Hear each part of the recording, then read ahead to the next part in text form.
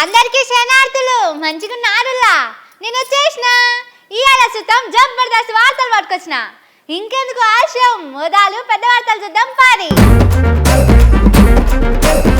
ఏడాదికి రేవంత్ సారు ఆరాటం, మోడీ సారు మీద చేస్తాడట పోరాటం. సీఎం సీటుకు 25 మంది సూటి, కాంగ్రెస్ లోనే నడుస్తున్నదట జోరు పోటీ. పొంగులేటికి పొగ పెడుతున్నదట కాంగ్రెస్ లా, అందుకే ఇరికిస్తున్నదట కేసులల్లా. మేడిగడ్డల ఉష్క లారీల లైన్లు, రైతులు ఏడుస్తుండ్రు లెవ్వని నీళ్లు. ఒక్కటైనయట కొత్త కమలం హస్తం, పాతోళ్ళు అంటున్నారట మేం పోతాం. తెలంగాణలో అందరూ ఇక సద్దులు కట్టుకొని ఓ 10 జతల బట్టలు చదువుకొని తయారుండ్రి. మంచి పోలీసు వాళ్ళ బూట్లు కూడా కొనుక్కోండి. అట్లనే ఇన్నన్ని అటుకులు మర్రేసి పెట్టుకొని ఇన్నన్ని గారెలు సకినాలు కూడా తెచ్చుకోండి. 2 తిని ఇన్నన్ని నీళ్లు తాగితే కడుపు చల్లబడుతుంది. ఎండాకాలం రాకముందే ఎండలు జోరు మీద ఉన్నాయి, నీళ్ళ సీసా మాత్రం మర్చిపోకుండ్రి. చెమటలు గారి చక్కలు వచ్చి పడితే మా జిమ్మదారి కాదు. హగో ఇవన్నీ ఎందుకని పరేషాన్ అవుతుండ్రు కదా, ఈ వార్త చూడండి. ఇవన్నీ ఎందుకో కాదుల్లో, మన రేవంత్ సారు పోరాటం మొదలు పెట్టబోతున్నాడట. ఇన్నొద్దులు ఊకున్నా గాని ఇక ఊకునే ముచ్చట్నే లేదంటున్నాడు. మోడీ సారు మీద గట్టిగానే కొట్లాడతాడట. యుద్ధం ఎట్లా చేయాలి, ఏ కత్తితోని చేయాలి, ఏ డాలు పట్టుకోవాలి, ఏ బూట్లు వేసుకోవాలి, ఏ గుర్రం ఎక్కిపోవాలనే దాని మీద కసరత్తు చేస్తారట. కార్యాచరణ తీసుకుంటాం, మీతో పాటు నేను సిద్ధం.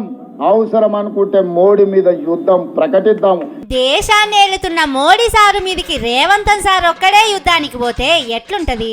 మనం కూడా తలో చెయ్యాలే కదా. అందుకే బట్టలు చదువుకొని తయారుండమని చెప్పిన. సారు ఇంత గట్టిగా యుద్ధం చేస్తానని చెప్తున్నాడంటే ముంగట రాష్ట్రానికి మస్తు పైసలు వస్తాయి కావచ్చు. కానీ ఈ పోరాటం ఏదో ఏడాది కిందనే మొదలు పెడితే ఈ పాటికి ఏదన్నా ఫాయిదా ఉండేది కదా సార్. ఈ ప్రభుత్వం అమలు చేస్తున్న కార్యక్రమాలను పేద ప్రజలకు వివరిస్తే ఒక్కసారి కాదు, మళ్ళొక్కసారి కాదు, 4 సార్లు మన ప్రభుత్వం ఉంటుంది. నిజమే సారు, మరి మీ పార్టోళ్ళేమో ఇట్లంటున్నారు ఎందుకు? మీకు అర్థం కావట్లే. కాన్స్టిట్యున్సీలో పార్టీ నేల మీద పడిపోయింది. కాన్స్టిట్యున్సీలో గ్రామాలలో పోటీ చేద్దామంటే భయపడుతున్నారు. కాన్స్టిట్యున్సీలో డబ్బులు పెట్టి పోటీ చేస్తే డబ్బులు పోతే ఓడిపోతున్నామని చాలా టెన్షన్ పడుతుంది. పార్టీకి పనిచేసి సిన్సియర్ గా పనిచేసిన వాళ్ళు మీలాంటి వాళ్ళ చర్యల వల్ల రేపు రానున్న 4 రోజుల్లో ఎన్నికలు వస్తే వాడు ఓడిపోతే ఎవడు బాధ్యుడో నన్ను అడుగుతున్నా. నేను సర్పంచ్ ఓట్లలోనే గెలిచేటట్టు లేమంటున్నారు. అంటే మీరు చెప్పేది తప్ప, మీ పార్టోళ్ళు చెప్పేది తప్ప? అంత గమ్మతున్నది మీ ముచ్చట. నువ్వు అసలు మనిషివారా పశువా? ఈ సన్నాసి రండా అలాగే ఎర్ర గాల్చి పిర్రల మీద వాతలు పెడతాం. మీరు ఒక్కసారి చెప్పండి. లాగులలో తొండలిచి కొట్టురు కొడుకులను ఒక్కనొక్కని టీఆర్ఎస్ వాళ్ళని. ఓ దిక్కేమో మోడీ సారుతోని పోరాటం అంటారు, మళ్ళా వీళ్ళ మీద పడతారేంది సారు? ఇట్లా మాట్లాడొచ్చునా? చిన్నపిల్లలు టీవీ ఎందుకు చూస్తావురా, మార్చే ఛానల్ మార్చుండ్రు, రాజకీయ నాయకులు వస్తానే పరిస్థితి తెలంగాణ రాజకీయాలలో దాపురించింది. మరి అన్ని తెలిసినాక ఎందుకు సారు మీటింగ్లకు వచ్చి బండ బూతులు మాట్లాడతారు, తొండలంటారు, లాగులంటారు, ఏందేందో మాట్లాడతారు? జనాల పరువు పోతున్నదని తెలిసినాక కూడా ఎందుకు అట్లా చేస్తారు చెప్పుండ్రి? బూతులు బంద్ చేయొచ్చు కదా. ఏందో ఏమో పోండ్రి, మీరేందో, మీ విధానమేందో, మీ మాటలేందో ఎవ్వలకు సమజ్గావు.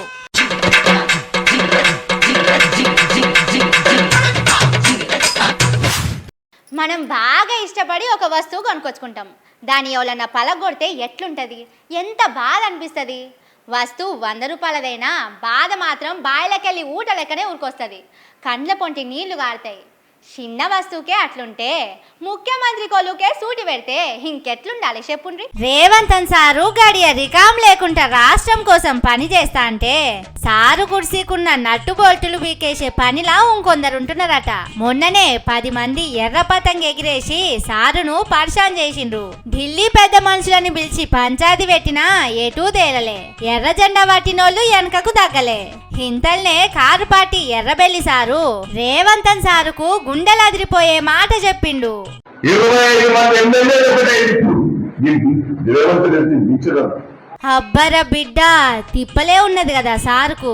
ఉన్న 65 మందిలా 25 మంది పోతే మొత్తం ఉత్త కథనేనాయే. సర్కారు పోతది, రేవంతన్ సారు కుర్సీ పోతది. కారు పార్టీలకెళ్ళి గుంజుకొచ్చినోళ్ళు కాపాడతారనుకుంటే వాళ్ళ పని కూడా ఇయాలనో రేపో అన్నట్టుండే. రేపు మంగళవారం నాడు సుప్రీంకోర్టు సుత్తందుకున్నదంటే ఒక్కటే దెబ్బకు 10 సీట్లు పుటుక్కుమని ఇరుగుతాయి. మళ్ళా ఓట్లు పెడితే గెలుస్తారో లేదో తెలియకుంటున్నది ముచ్చట. సర్పంచ్ ఓట్లు పెట్టడానికి 1,00,000 సార్లు ఆలోచిస్తున్నారట సర్కారోళ్ళు. ఈసొంటి టైంలో 10 జాగల్లో ఓట్లేస్తే ఇంకేమన్నున్నదా? అటు ఎర్రబెల్లి సారేమో 25 మంది సీఎం సారు సీటుకు సూటి పెట్టిండ్రని అంటున్నాడు. పాపం ఇటు అడిగేద్దామంటే తుమ్మ ముండ్లుండే, అటు అడిగేద్దామంటే రేగు ముండ్లుండే. ఎటేసినా ముండ్లు దిగుడు, రక్తాలు గారుడు పక్కా అయ్యేటట్టున్నది. పాపం సొంత పార్టీలున్నోళ్లే సారును సంబురంగా 2 ఏండ్లన్నా కుర్చీలో కూసనిచ్చేటట్టు లేరు.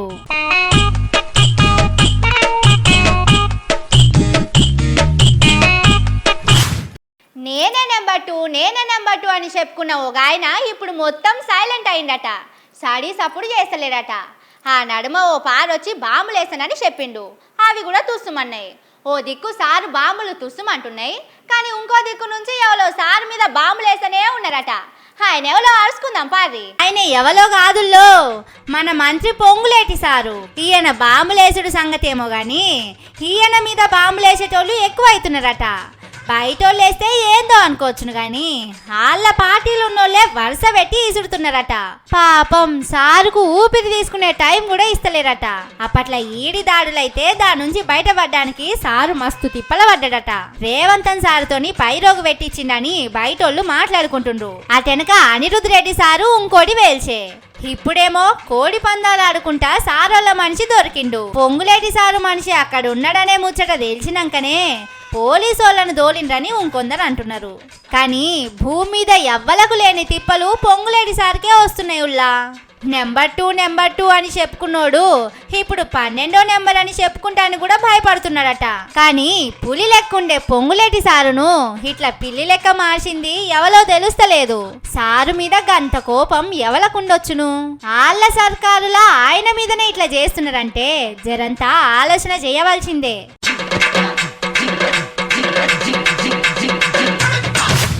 బండెనక బండి గట్టి 16 బండ్లు గట్టి ఏ బండ్లే పోతావు కొడుకో నైజాము సర్కారోడా అని ఒకప్పుడు పాడుకున్నాం. ఇప్పుడు అదే పాటను జరంతా మార్చి పాడుకోవాలి. బండెనక బండి గట్టి ఉసుక బండి గట్టి అని పాడుకోవాలి. పాత పాటల 16 బండ్లే కట్టిండ్రు, కానీ ఉసుక కోసం ఎన్ని బండ్లు కట్టిండ్రో చూస్తే మీ కళ్ళు తిరుగుతాయి. జర జాగ్రత్తగా ఉండి చూడుండ్రి.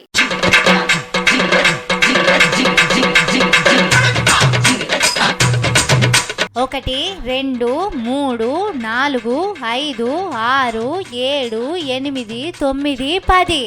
బాప్రే, ఇక లెక్క పెట్టుడు నాతోని కాదు. చీమలు చక్కెర డబ్బకు లైన్ పట్టినట్టే పట్టినాయి కదా.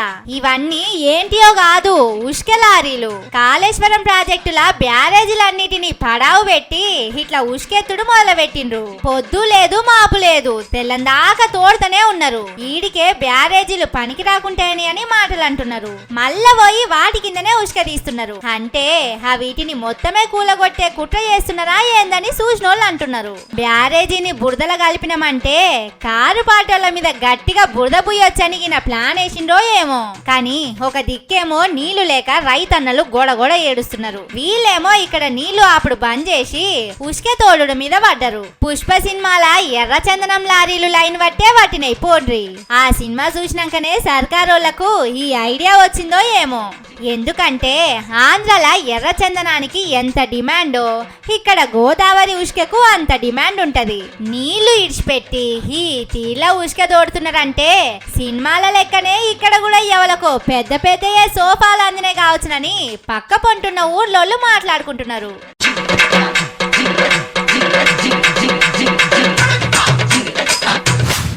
సర్కారోళ్ళు ఈ కులాల లెక్కలు తీసుడు మంచి ముహూర్తంలో మొదలు పెట్టనట్టున్నారు. ఎప్పుడు చూడు ఏదో ఒకటి అవుతున్నది. మొదలు పెట్టిన కాంచెల్లి ఇప్పటిదాకా సర్కారోళ్ళు బదనం అవుతున్నారు తప్పితే మంచి పేరు వచ్చింది లేదు. లెక్కలు చక్కగా లేవని మళ్ళా లెక్క పెడతామని సర్కారోళ్ళు ఇప్పటికే చెప్పిండ్రు. ఇప్పుడు ఇంకో పర్సన్ వచ్చి ముంగట పడ్డది. మొన్నీ నడుమనే సర్కారోళ్ళు ఇంటింటికి మనుషులను పంపించి కులాల లెక్కలు రాసుకున్నారు కదా, ఆ మనుషులకు మస్తు ఖర్చు పెట్టిండట. సర్కారు కొలువులు చేసేటోళ్లే అయినా గాని ఓ దిక్కు జీతం ఇచ్చుకుంటేనే ఇంకో దిక్కు లెక్కలు రాసినందుకు కూడా పైసలు కట్టించిండట. వాళ్ళు పనిచేసినందుకు ఒక్కొక్క ఎన్యూమరేటర్ కి 10,000 రూపాయలు లెక్క ఇచ్చాము. అట్లాగే సూపర్వైజర్ కి 12,000 లెక్క ఇచ్చాము. మండల్ నోడల్ ఆఫీసర్ కూడా దాన్ని కోఆర్డినేట్ చేయడానికి 15,000 రూపాయలు లెక్క ఇచ్చాం. అట్లాగే మిగతా వాళ్ళందరికి కావాల్సిన వ్యవస్థను కూడా ఏర్పాటు. దీని మొత్తానికి కలిపి 160 కోట్ల రూపాయలు ఖర్చు చేసి చాలా సైంటిఫిక్ గా చేసింది. ఎంత పెద్ద మనసు సర్కారోళ్ళది. 160 కోట్ల రూపాయలు ఖర్చు పెట్టుడే కాదు, లెక్కలు రాసిన వాళ్ళందరికీ పైసలు కూడా ఇచ్చినామని చెప్పుకున్నారు. ఎవ్వలకు బాకీ పెట్టలే, మొత్తం ముట్టినే అన్నారు. కానీ అసలు ముచ్చట మాత్రం వేరే ఉన్నది. ఇక చూడుండ్రి, మాకు పైసలు ఇవ్వలేదంటే మాకు ఇవ్వలేదని అలా పని చేసిన వాళ్ళందరూ వాట్సాప్ లో ఇట్లా మెసేజ్లు పెడుతున్నారు. మరి సర్కారోళ్ళు 160 కోట్ల రూపాయలు ఎవరికి ఇచ్చినట్టు, ఆ పైసలు ఎవల జేబులు వేసుకున్నట్టు? కరీంనగర్ పోయే బస్సు హైదరాబాద్ లో బయలుదేరిందంటే కరీంనగర్ కే పోవాలి. అట్లా కాకుండా నడిమిట్లనే మాయమైందంటే ఎవడో దొంగోడు ఎత్తుకపోయినట్టే కదా. మరి సర్కారోళ్ళ పైసలు మాయం చేసిన దొంగ ఎవలనేది తెలుస్తలేదు. లేకపోతే లోన్ల మాఫీ లెక్కనే పబ్లిసిటీ చేసుకొని పైసలు మాత్రం దాచిపెట్టుకున్నారా ఏంది?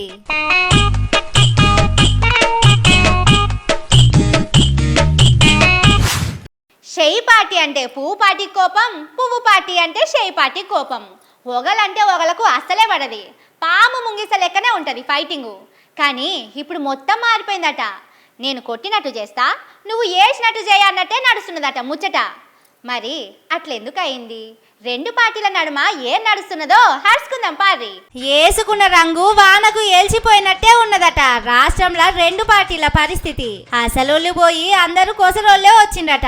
కమలం పార్టీ ఒకప్పుడు ఉన్నట్టు ఇప్పుడు లేదట. కరడు కట్టిన కమలం లీడరు రాజాసింగ్ సారే అంటున్నాడు, పతంగు పార్టీతోని తిరిగేటోళ్ళని తీసుకొచ్చి పదవులు ఇస్తున్నారట. పతంగు పార్టీ ఏమో చేయి గుర్తోళ్లతోనే సోపతులుండే. ఇంకో దిక్కు కాంగ్రెస్ పార్టీ మీద గట్టిగా మాట్లాడేటోళ్లను తొక్కుతున్నారట.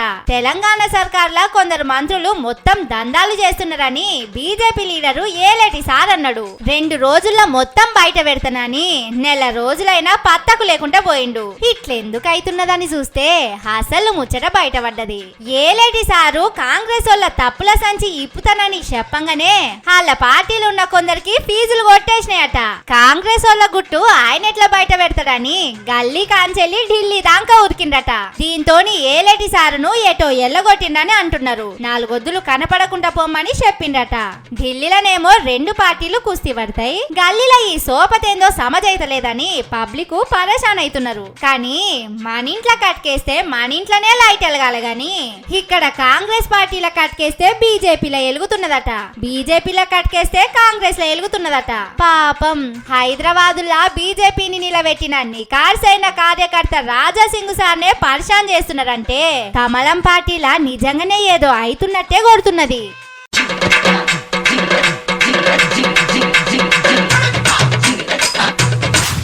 ఇవి ఐదు ముచ్చట్లు. ఇంకిని సూపర్ ముచ్చట్లతోటి మళ్ళొస్తా. చూస్తూనే ఉండుర్రి మన తీన్మార్. ఇదే అసలు తీన్మార్.